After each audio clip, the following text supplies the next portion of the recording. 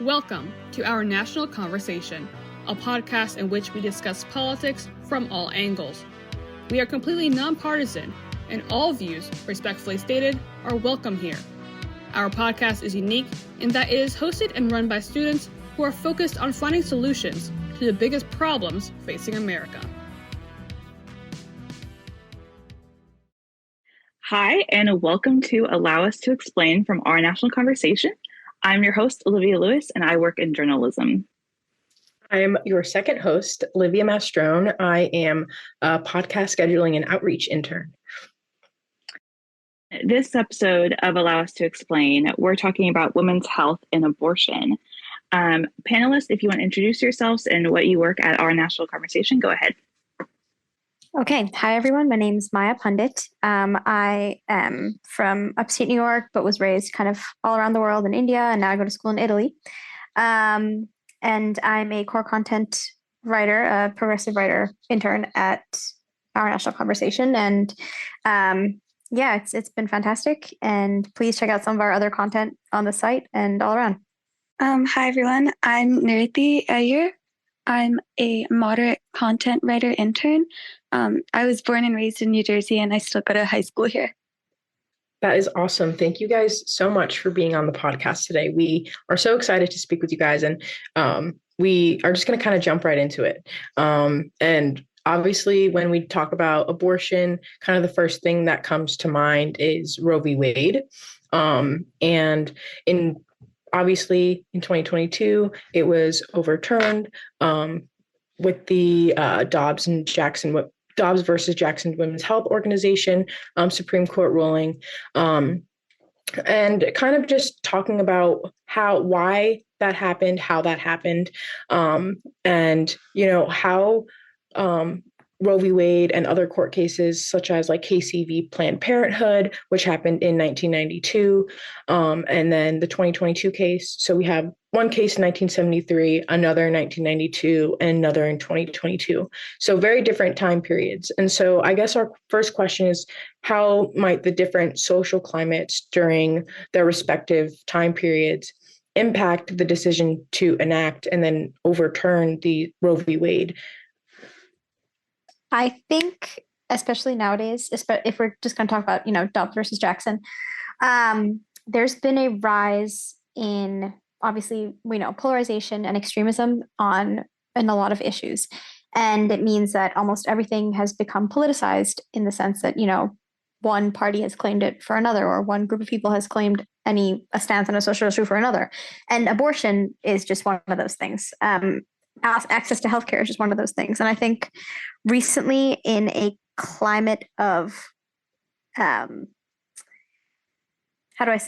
notion where, people have the idea that they can do whatever they want and that it doesn't affect anybody else.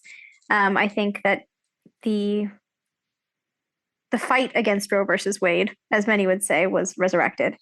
And, after 50 years, overturned. And I think that the current political climate is definitely one that is very, very, very tense and heated. And I remember in surrounding the time after Roe versus Wade was overturned, how especially tense that was. And yeah. I completely agree with everything that I said about polarization. I definitely think that as time has gone on, as our country, the world fights over various issues, they kind of just become stacked against each other and basically grouped together. Like if you say you support a certain political party, people will sometimes assume, so you're for everything that it stands for. And I think it's just like you're either for it, against it. It's so extreme now. And so I think that makes it a lot harder to deal with these issues in an equal and fair and kind of calm manner. It's very tense. And even in my own household, after Roe v. Wade was overturned, it was still very tense. It's so one side against the other. It's really hard to either find a middle ground or find a way to communicate about these issues in a civil manner, because everything has become so polarized now.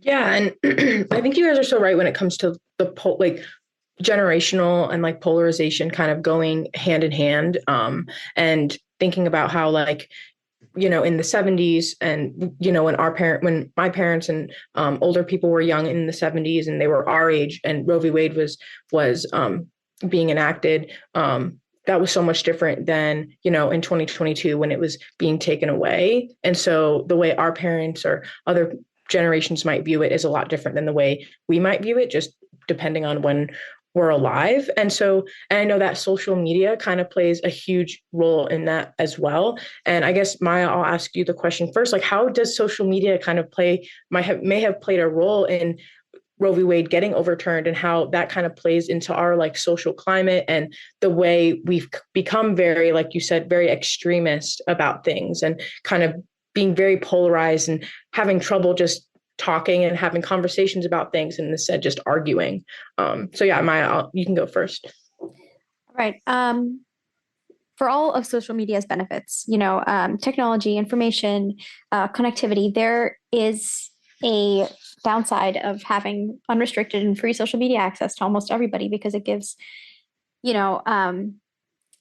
provides a platform for extremist, fringe, and frankly, quite often unhealthy, dangerous, and unpopular views, what people may feel is unpopular. And it's very easy, to take little tidbits of information that you get off of social media and form an entire real life political opinion based on that.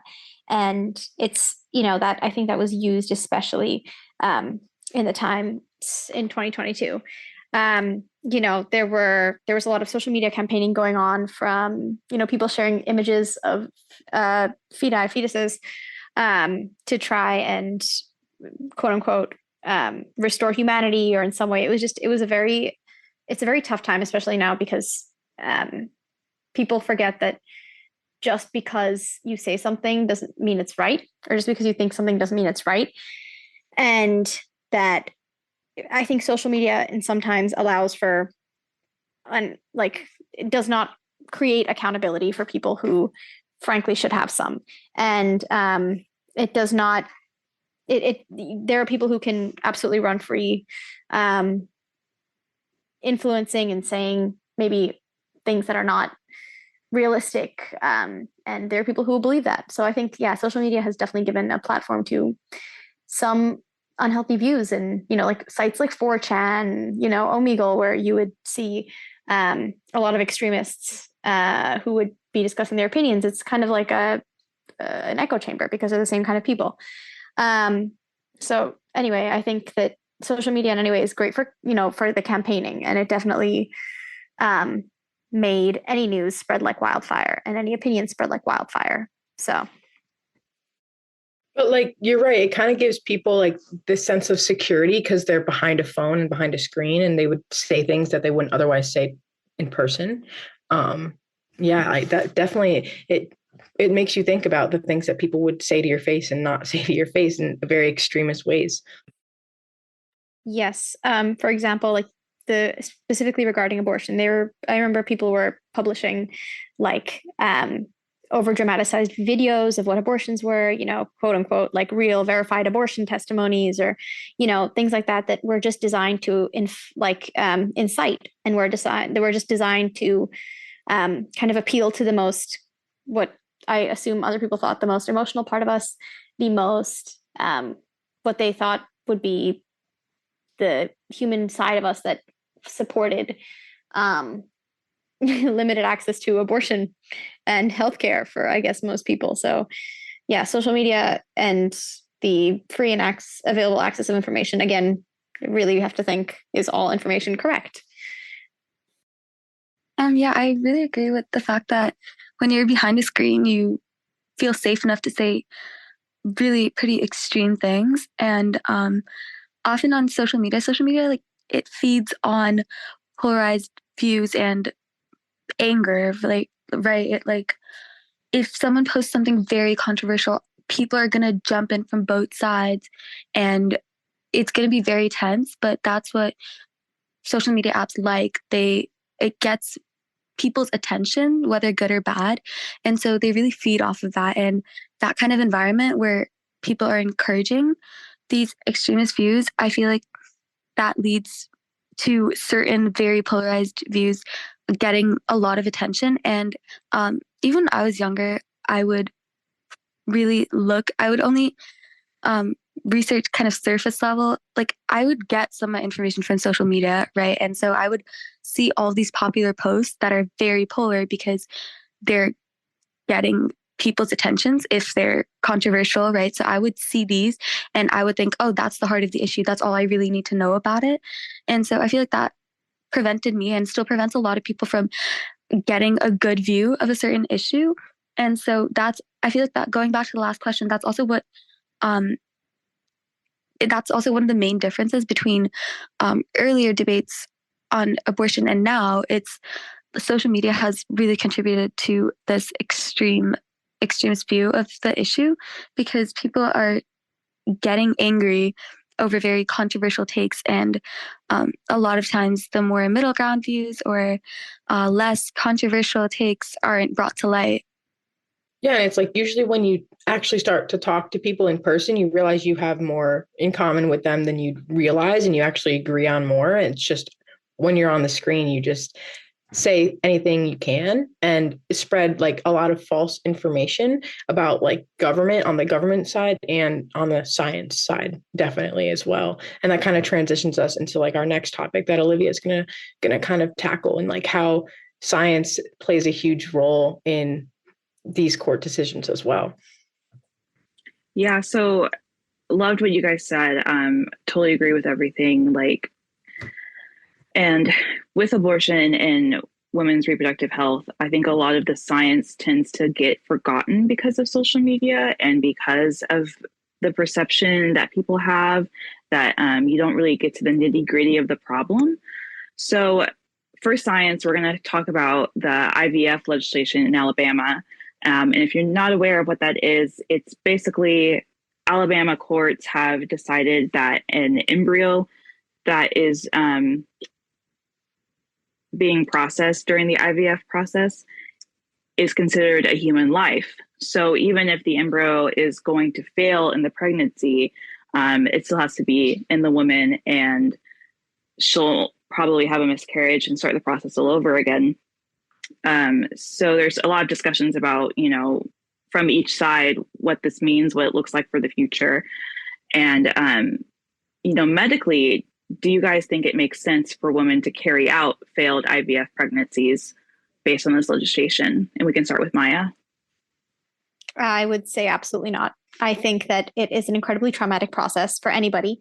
Anybody who's had a miscarriage will know that, it's incredibly traumatic to feel like a lot of, parents and a lot of people who carry babies, they will feel like they failed, maybe, if in the sense that, that's very common with miscarriages. It's very common with fetal abnormalities. It's common with any accidents that happen in pregnancy. And I think it's insanely traumatizing and would be cruel, frankly. And I mean, I honestly have no words, and horrific to force people to carry their dead children to term, and potentially really, really, really harm their bodies.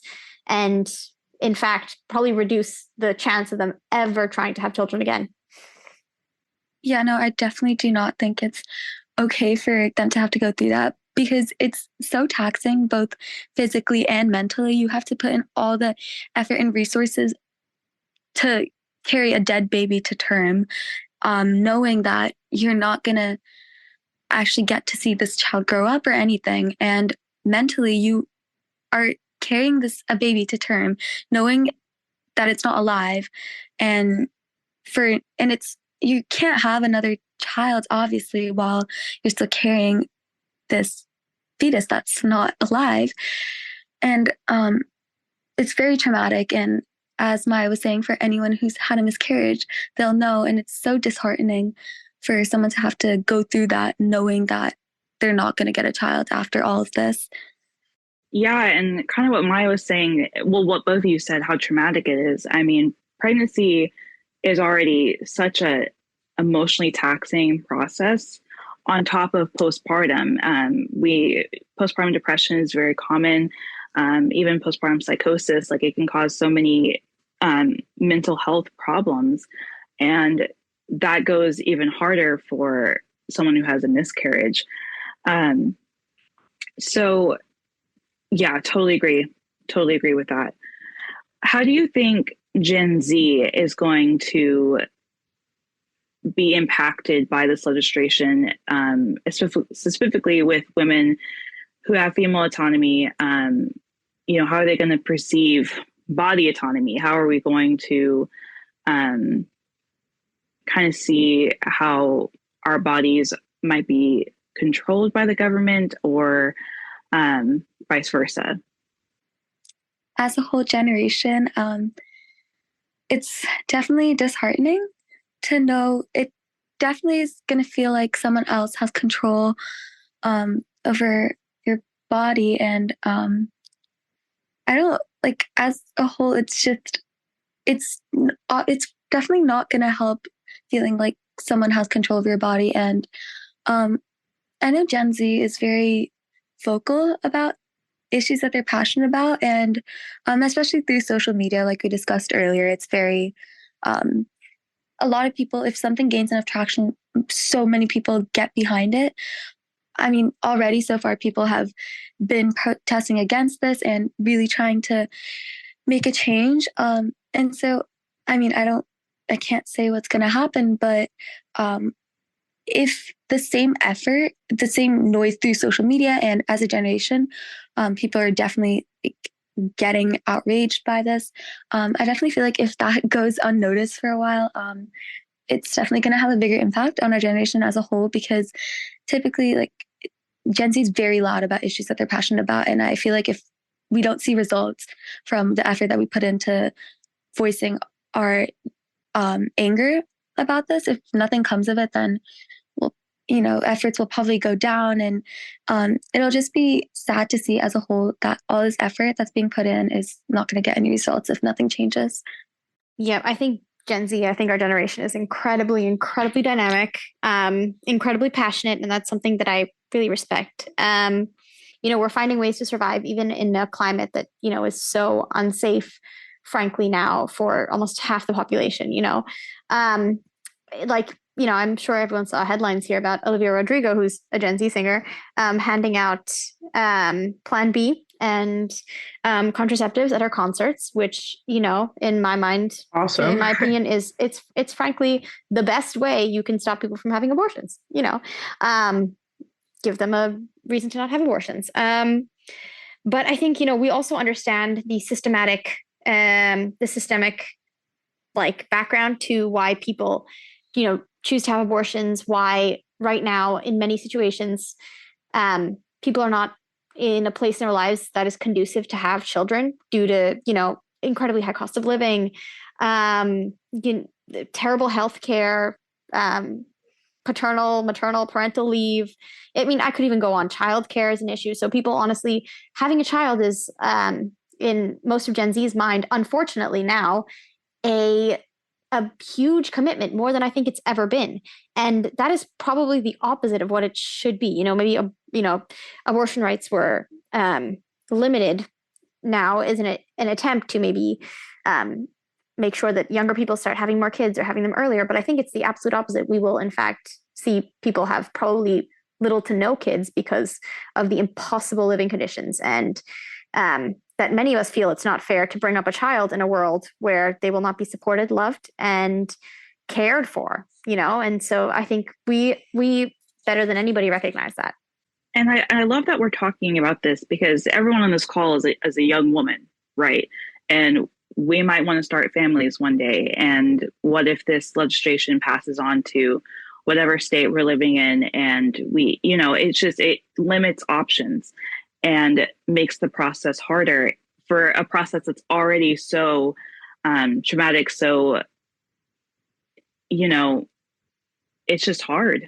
It's hard to raise a child. It's hard for some people to become pregnant. And if there are already legislations that kind of stop that, what do we do? And what can Gen Z do? And I think you're totally right about how Gen Z is very vocal and they will fight for what they want. I've seen it and I appreciate it. And I love that about my generation. Just like fighting for, I think, basic healthcare too as women. And that's something that our generation is so vocal about, and just like getting, basic healthcare, and that's so tied into abortion, and just, getting the proper care that we need with like birth control and anything in that sense. Yeah, totally agree. Totally agree. So just tying up this science section a little bit, what scientifically, is it someone's anatomical right to be able to have kids? And how does this kind of impact that?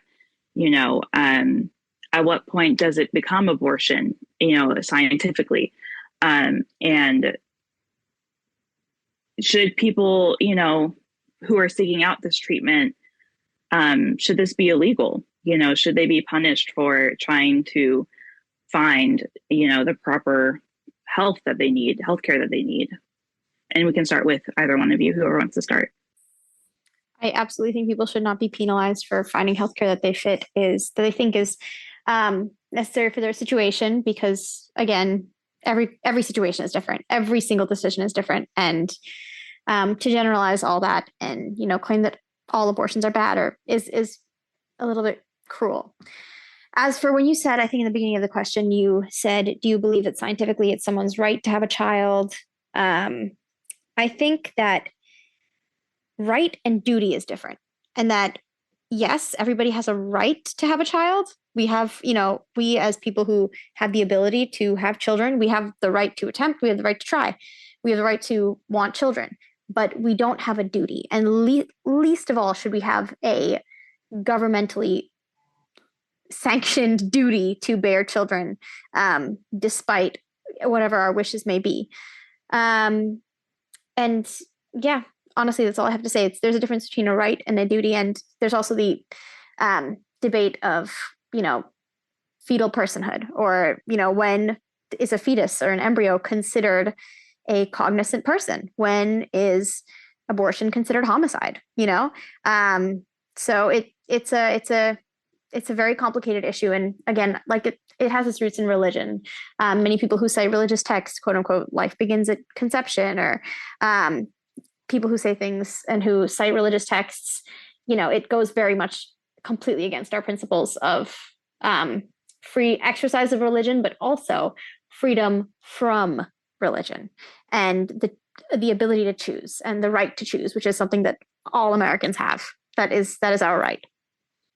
Yeah, I mean, I definitely feel like people should have the right to get the healthcare that they want.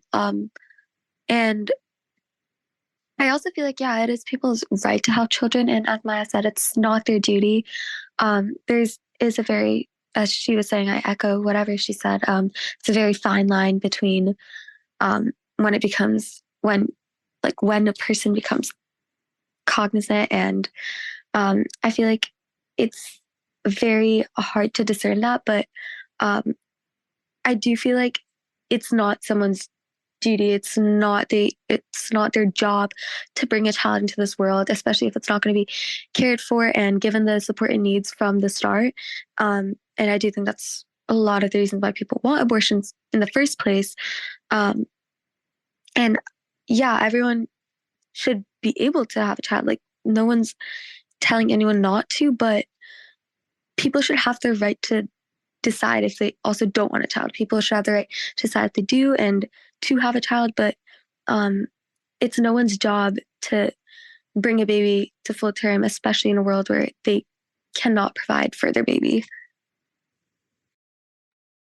Yeah, it is a complex, situation, and maybe there's not one right answer, but I think if we work together, if we have conversations like this, we can find a solution. We can find a better world for ourselves and for those future children, and kind of what we talked about with social media influencing people. We're going to talk a little bit about social issues when it comes to abortion and reproductive health, and a little bit about boycotting.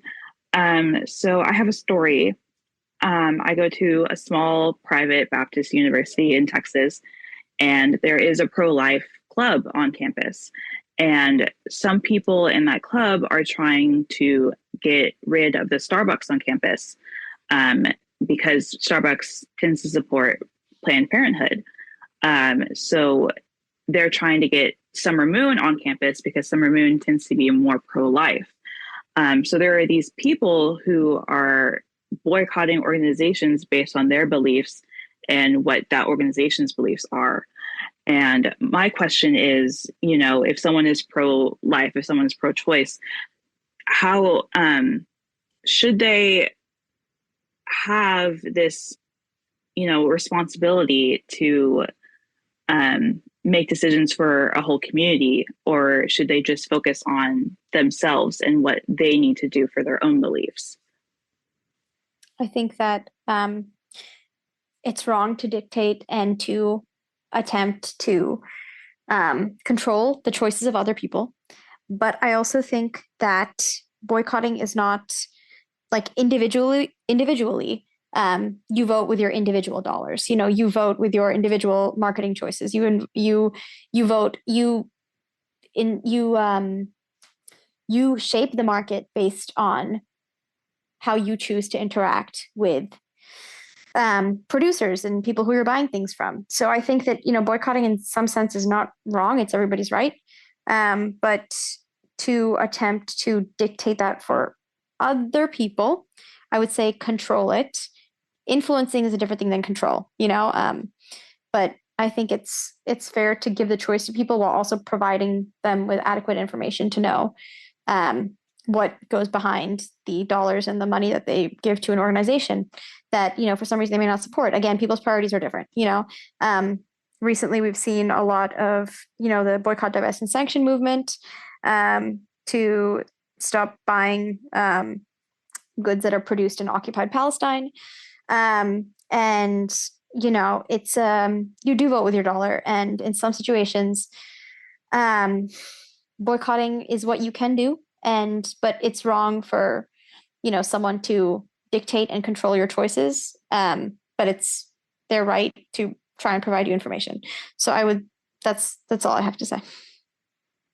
Yeah, I mean, technically there's nothing wrong with boycotting. I mean, it's people's choices. Just personally, if someone was able to garner enough support for an issue that, in general, if there was an issue that maybe I personally didn't feel like an organization was doing anything wrong about, but then another person got enough support from people to take that organization out of wherever I might live. I feel like if I was the person who didn't really care that much or didn't want that organization to leave, I would feel a bit helpless in that sense because, there wasn't anything I could do about that. But I feel like it's very powerful for issues. It's worked in a lot of ways. I think even with Palestine, a lot of people are boycotting organizations such as Starbucks, and in a lot of places it has worked. And I think that's great that it can be used in that way to get people to realize, to get more attention on certain issues. But also, yeah, technically there's nothing wrong with it. It's just sometimes for certain people, it's just they might not feel like it's necessary, or they might feel like they're kind of helpless when it comes to having control over whether an organization stays in the area or not. Yeah, I totally agree. And I think information is key. I think when it comes to these social issues, you need to be informed. You need as many sources as you can get from both sides. And kind of when we were coming up with these questions, me and Livia, we were talking about, when it comes to abortion, when it comes to women's reproductive health, we always focus on the abortion. We focus on that. How can we focus on postpartum? How can we focus on how to help women after they have the kids? Because like Maya said, there's money constraints there. There's so much that women need help with, families need help with when they have newborns. and throughout the whole childhood. So if someone was pro-life, how can they help pregnant women who need support, during the pregnancy and postpartum? Definitely by offering free childcare, funding childcare organizations, um, supporting bills and laws in their local governments and in the federal government that provide stable funding for parental leave. And in some way, just in any way, not being, being emotionally sensitive and not making someone's life worse. We've all seen videos of, protesters protesting outside of Planned Parenthood who harass people who are seeking care, reproductive care in any sort of way, who go into Planned Parenthood. And that's, deeply traumatic. And for many people, it's probably one of the most traumatic days of their lives. And I think that the best we can do as humans, regardless of our political stance on something, is just be kind and extend grace to us and kindness and support to whoever, because we are not all the same and we have different circumstances that lead us to different choices and different concerns. And I think it's so important that we respect that, especially in our daily lives, not big picture, but little picture, small, this in the small things, because frankly, we have better conversations in real life than we do in person because of the fact that, there are other humans in front of us, and that puts a whole new perspective on things, that regardless of who you are and what you think, you are still a human.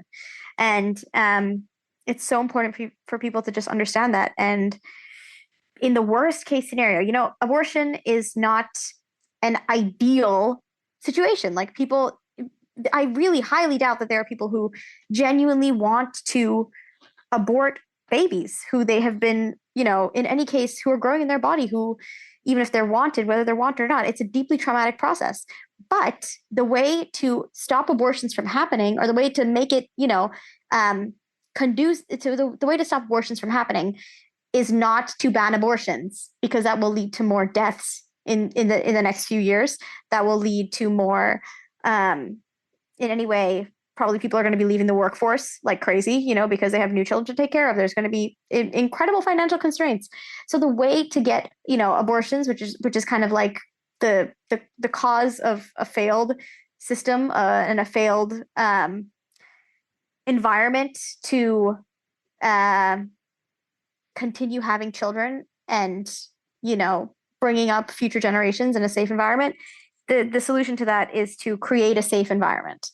And that's by doing things like funding accessible healthcare in all ways, funding meals, funding school, it really leads back to everything. So it's such a deeply, deeply, deeply rooted issue, and it ties in with almost everything else. So by fixing one of them, to fix one of them, you kind of need to fix them all. Yeah, in some states, where people can't get abortions, I feel like we need to take a step away from the fight, or at least people who are pro-life, I think they need to take a step away from the fight and really focus on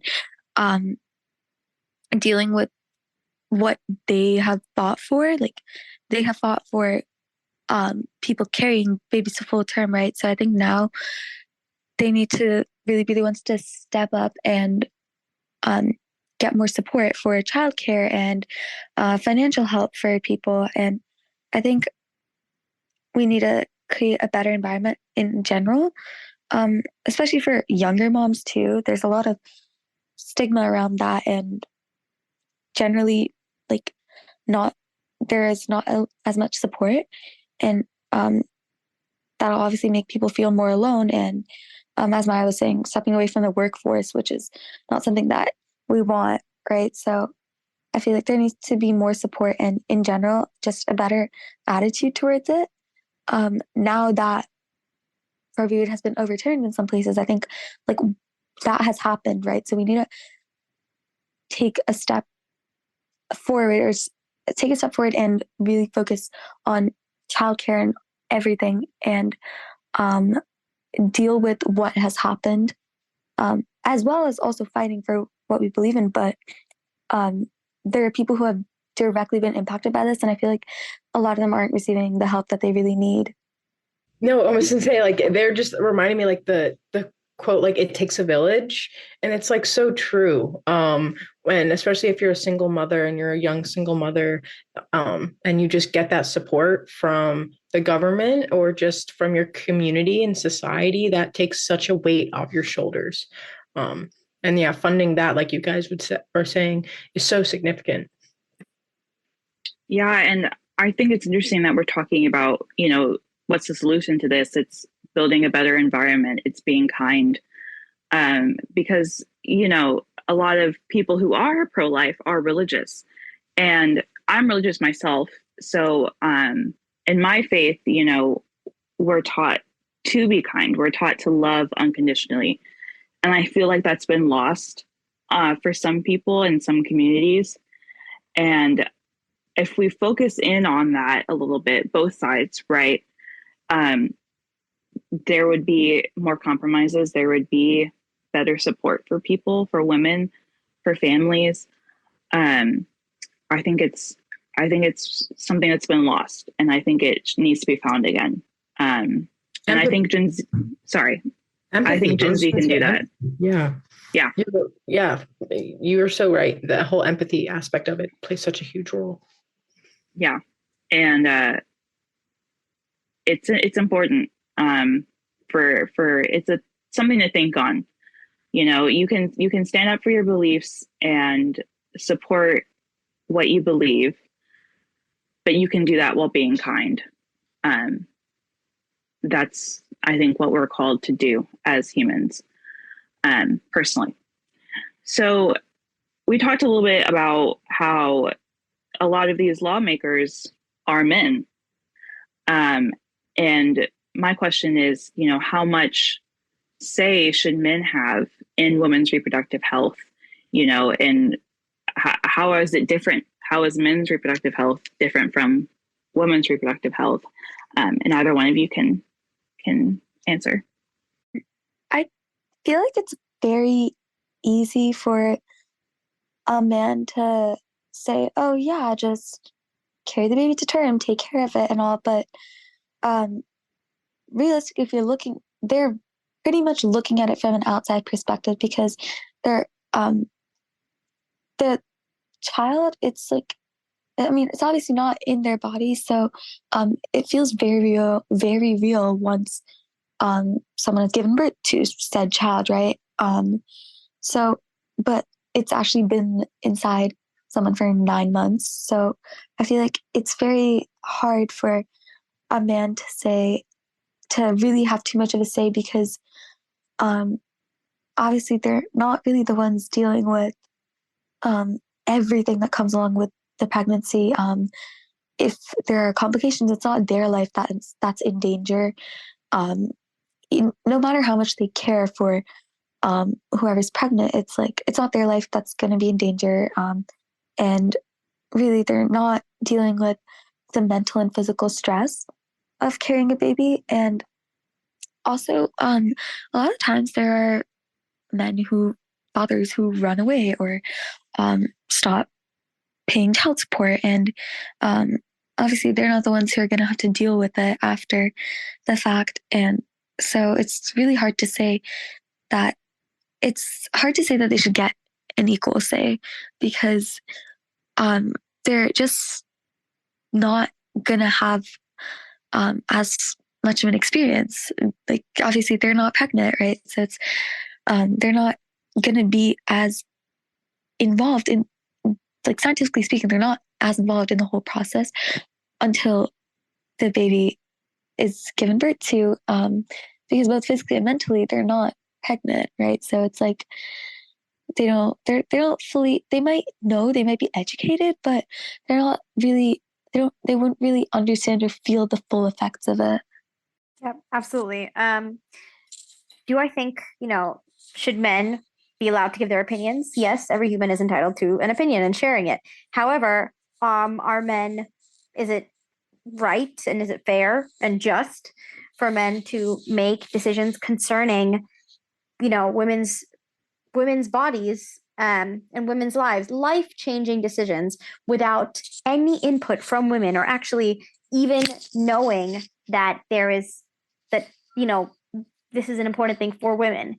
I don't think that's right at all. I think that in any decision, that doesn't concern you, you need to get the direct opinion, and especially the opinion of the people who will be worst affected by a decision you make. Like, would I do any of us have the right to dictate what hairstyle a man can get? Like, would we, if there was a law that was introduced by maybe an all-female caucus or something that suggested that, men should get a specific style of haircut, it's against my religion, for men to have longer hair, or, in any way, how does that affect us? And even making that kind of a decision, or even like the audacity of even coming to that point of thinking that your decision will be supported and accepted and not seeing anything wrong with it it's frankly astonishing. And we have no right to make decisions on situations that don't concern us. So in any case, as a lawmaker, yes, you have an added responsibility of trying to make decisions that best affect your constituents. However, that means actually listening to your constituents. And unfortunately, lawmakers kind of have free reign these days, and they have free mandates. So after they get elected, they don't really have to answer to their constituents as much. So it's unfortunate, but that's my 2 cents. Yeah, and I think men who are in a family, who want to start a family, should have a say in what their family is going to do. But I think ultimately the person carrying the child should have the say at the end of the day. But it's, it should be between the pregnant person and their doctor. It should be a healthcare procedure. It should just be about healthcare, I think. And kind of a little bit of wrapping up of what we're talking about. We're going to have Livia kind of talk about, looking to the future, what this impacts, and what Gen Z might do about it. So Livia, go ahead. Yeah, I was going to say, you guys are saying such amazing things. So thank you so much for, especially from a Gen Z perspective. And that is kind of going into, especially since all 4 of us are from the same I'm assuming we all seem like we're like in school, Gen Z. And so I guess like my first question is like, what can Gen Z do to have freedom over their reproductive rights while still pleasing pro-life and pro-choice individuals? Because it's such a tricky, like, the reason why it got overturned is because of that huge extremist and polarization aspect of our politics nowadays. And so as Gen Z, it's kind of up to us to dictate what happens in the future, because eventually all the people that are making the decisions aren't going to be around anymore. And we're going to be the ones. So how can we make sure that our reproductive rights are being protected while pleasing, I guess, everyone? I'm sorry if that's kind of a complicated question, but I'll start with you, Maya. You're right. It is a very complicated question. And the last 3 seconds that I've had to, think about it, there are quite a few remedies, I would say. Again, the question, I feel, of how to protect your reproductive rights in a situation where reproductive rights are not protected, that's a very tough one. I think that there will be a rise in backdoor abortion clinics, absolutely, because the market regulates itself. And I think, unfortunately, we will see the impacts of that. I think the best way we can keep in control of our reproductive rights is to be absolutely incredibly educated and why do people choose to get abortions? Maybe because they're in bad situations. They're not in a place to have children. Unfortunately, I guess that means being more conscious who we choose to take that decision with. And because there are higher stakes, and it's unfortunate, but that, we don't have agency over our bodies in that situation. But I think that it really just means that we stay educated and we educate, people younger than us who may be more susceptible to bad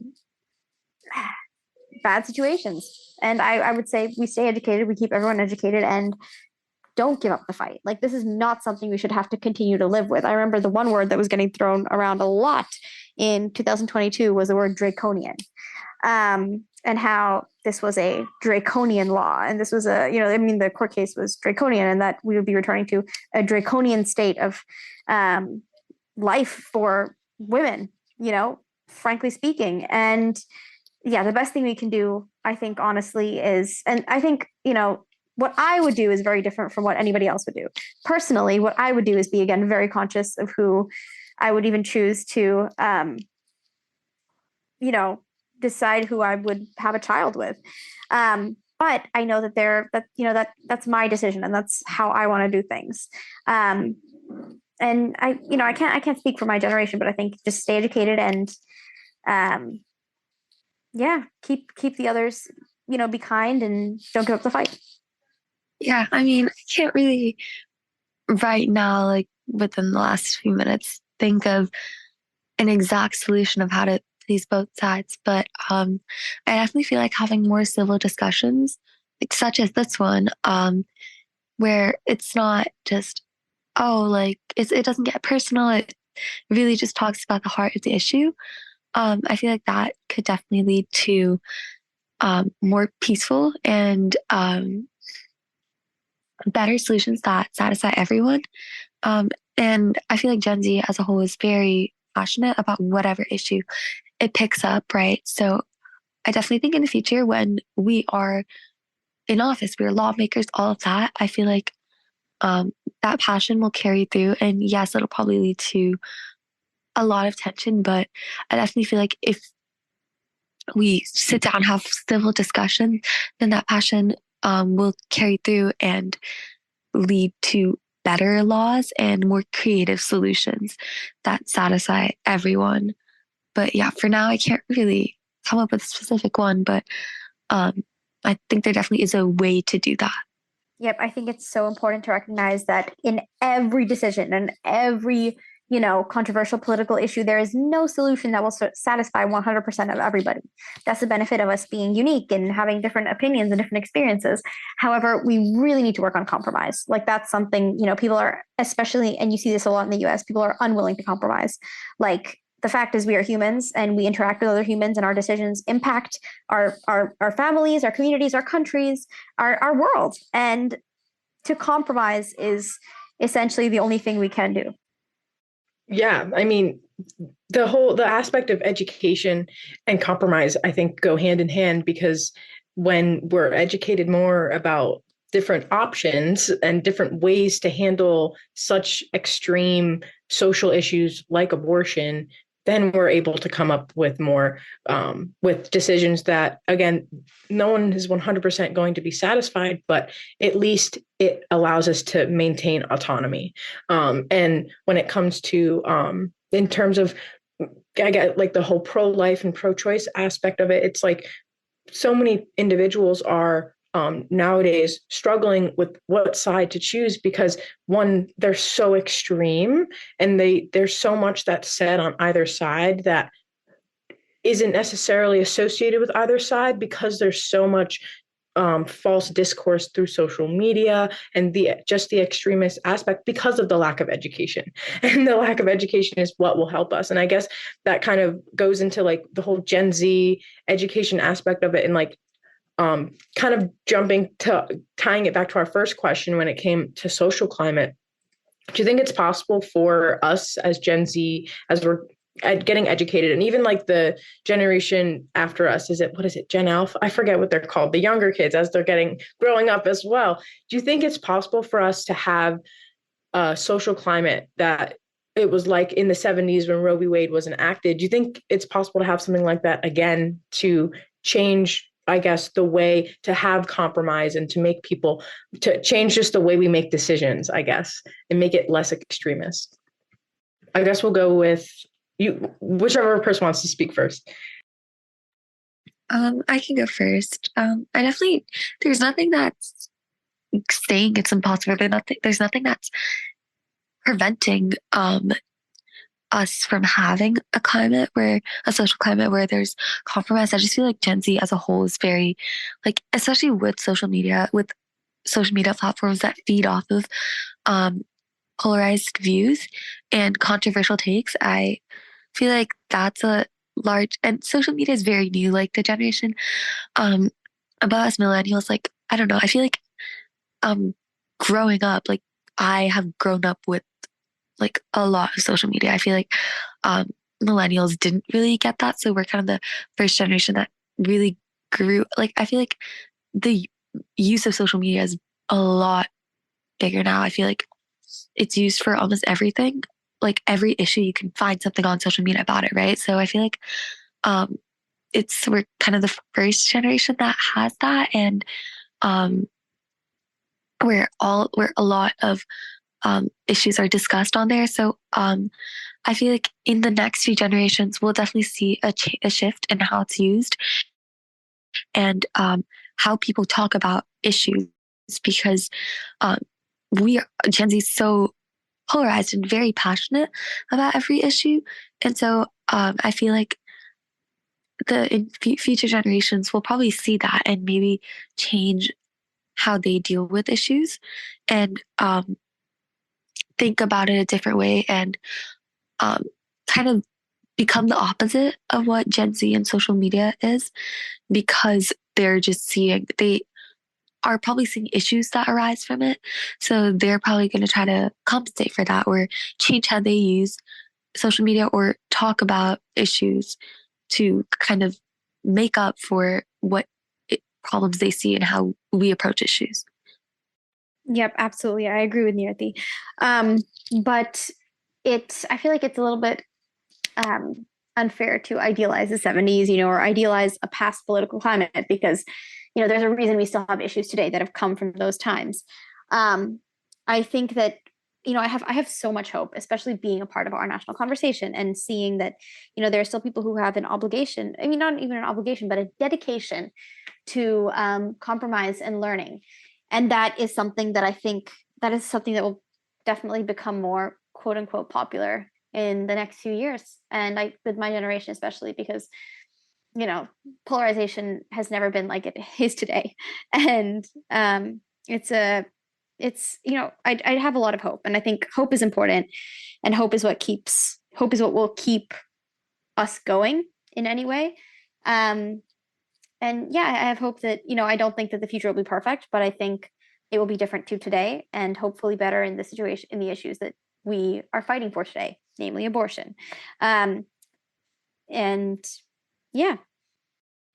Well, thank you. I mean, you guys have said so much in terms of like just the way that we can kind of change our political climate in a very non-polarized way, in a very, like, I don't want to say bipartisan, but it kind of in that sense, and like just trying to come up with like using education and compromise to just make the political discourse better, whether that be abortion or really any social, like critical social issue or anything to do with politics. And that's why we have these podcasts, so we can have these honest conversations. So thank you guys so much. I think Olivia is going to close us out first. Yeah, it's been a great conversation. It's just been so good to hear voices of Gen Z. I think sometimes they tend to get drowned out, or they tend to kind of lose value because of the polarization and how extreme everything is. But I have hope too. I think that we can make a change, a positive change, and a lasting difference for future generations. So thank you so much, Nirati and Maya, for coming on today's podcast and answering all of our deep questions. And thank you to everyone who tuned in and listened to us on whatever platform you decide to use. And Livia is going to give us some more info. Yeah, so please follow this ONC podcast and other podcasts from Our National Conversation on Spotify, Apple, YouTube, and everywhere podcasts can be found. You can follow Our National Conversation on TikTok and Instagram at Our National Conversation, and on X/Twitter at RNATL Convo. Finally, visit our website at ournationalconversation.org. Thank you guys so much for tuning in. Thank you again, Maya and Nirati, for being our wonderful guests. And thank you, Olivia, for co-hosting with me. I had a lot of fun. Thank you guys so much.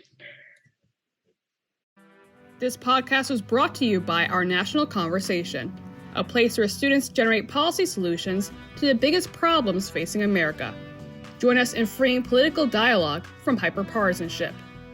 To learn more about what you heard today, check us out at ournationalconversation.org. You can also follow us on social media at Our National Conversation to show your support and keep up with our latest efforts.